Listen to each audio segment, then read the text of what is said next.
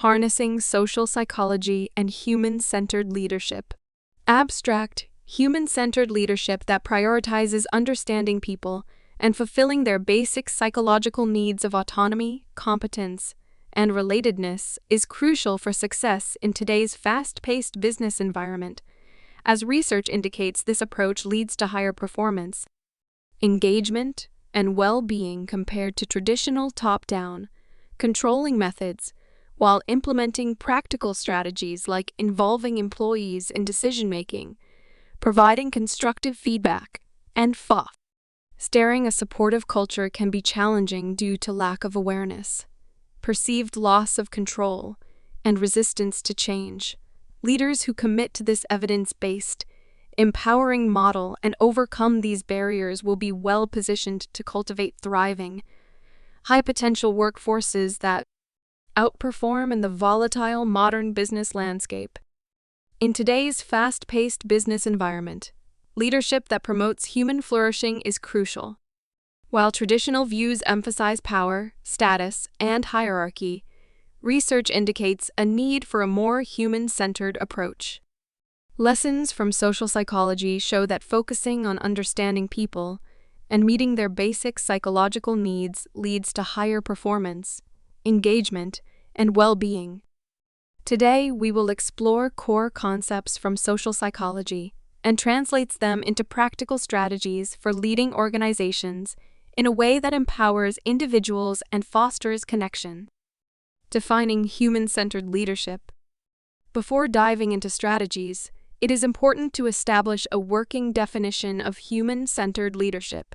Human-centered leadership prioritizes understanding people and cultivating an environment where they can fulfill basic psychological needs of autonomy, competence, and relatedness.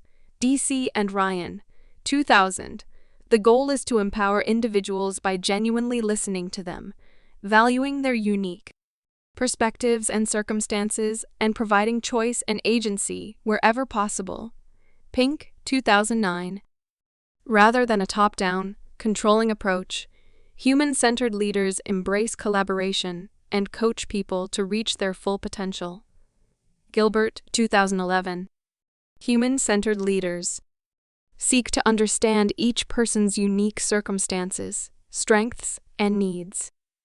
Involve people in decisions that affect them and allow choice and flexibility wherever feasible.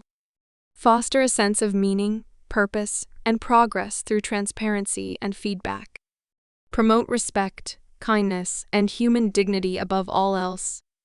This alignment of organizational and individual interests through a focus on human flourishing and connection forms the foundation of effective and sustainable leadership.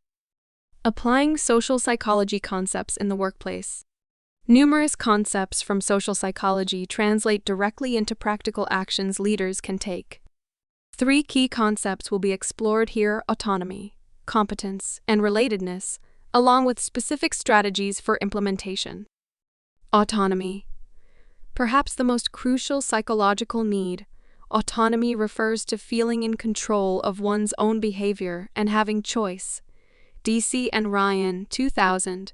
Autonomy supportive leaders foster this by involving people in decision-making and allowing flexibility in how work gets done, providing guidance rather than directives and acknowledging people's perspectives, offering mentorship to help people self-direct rather than closely supervising. Competence. Having a sense of competence that one can effectively interact with the environment bolsters motivation, performance, and well-being. White, 1959. Leaders promote competence by clearly communicating expectations and providing constructive feedback, offering learning and growth opportunities through coaching, stretch assignments, and training, recognizing strengths and achievements to boost self-efficacy. Relatedness. Feeling a sense of belonging and connection to others enhances motivation and reduces stress. Baumeister and Leary, 1995. Leaders foster relatedness by promoting collaboration over competition and valuing team efforts, cultivating a supportive culture where people look out for each other, facilitating relationship building through social events and casual interactions. Implementing these strategies requires minimal resources, but results in substantial benefits to individuals and organizations. Several real-world examples demonstrate how human-centered leadership has been applied successfully. Examples of human-centered leadership in practice. Google. Known for its relaxed, autonomy-supportive culture, Google involves employees in decision-making, encourages experimentation, and allows flexibility in work arrangements and schedules. Pink, 2009. Competence is bolstered through frequent skill-stretching projects, training programs, and mentorship opportunities. Relatedness is enhanced through daily free meals together and collaboration-centered workspaces. This multi-pronged approach has enabled Google to attract and retain top talent while fostering innovation. Zappos. The online shoe and apparel retailer empowers employees, Zapponians, to go above and beyond for customers without rigid rules or micromanagement. Autonomy is prioritized through a delegate and trust leadership style, support for work-life balance, and involvement in strategic decisions.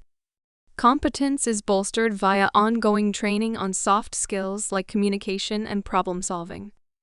A strong company culture fosters relatedness through social events, mentorship programs, and an emphasis on teamwork. This human-centered approach has led to consistently high customer satisfaction ratings and revenue growth. Menlo Innovations. This IT consulting firm applies principles of servant leadership to cultivate autonomy, competence, and relatedness among employees. Called fellows, leaders ensure autonomy through transparency, collaboration-focused work environments, and involvement in business planning. Competence is developed via code reviews, technology skills training, and exposure to complex problems. Weekly company-wide meetings and informal social gatherings enhance relatedness and facilitate cross-team mentorship. As a result, Menlo has maintained a 4-year streak of over 90% employee referral rates despite low turnover. These examples illustrate how across industries, human-centered leadership aligns organizational priorities with human needs and strengths. Meeting psychological needs through autonomy, competence, and relatedness strategies resonates deeply with individuals, fostering higher engagement, productivity, innovation, and well-being, overcoming challenges to human-centered leadership. Given its substantial benefits, why don't more leaders employ this evidence-based approach? 3 main barriers exist that must be overcome. Lack of awareness. Many are unaware of relevant social psychology research on non-tangible factors like autonomy and relatedness. Rote compliance with outdated leadership models is common. Gilbert, 2011. Perceived loss of control. Some worry human-centered leadership means abdicating power or authority. However, the goal is empowering employees through involvement, not absence of guidance. Pink, 2009. Resistance to change. Old habits die hard. Adjusting leadership styles requires willingness to look inward and alter ingrained behaviors. However, with a growth mindset, change is achievable. Dweck, 2010. To address these challenges, leaders must make conscious efforts to educate themselves on human-centered best practices through relevant books, talks, and leadership development programs. Trust that empowering employees actually strengthens organizational cohesion and performance through psychological need fulfillment. Commit to reflecting on current approaches with an open and learning-oriented perspective. With patience and commitment to human growth above all else, overcoming resistance to adopt this evidence-based leadership model is very possible. Implementing even small changes can accelerate progress. Conclusion. Human-centered leadership is a data-driven, sustainable approach centered on understanding people and meeting basic psychological needs. Research demonstrates that incorporating core concepts like autonomy, competence, and relatedness through specific implementable strategies leads to substantial individual and organizational benefit. Examples across industries show how this approach resonates deeply with employees, building engagement and optimizing human potential.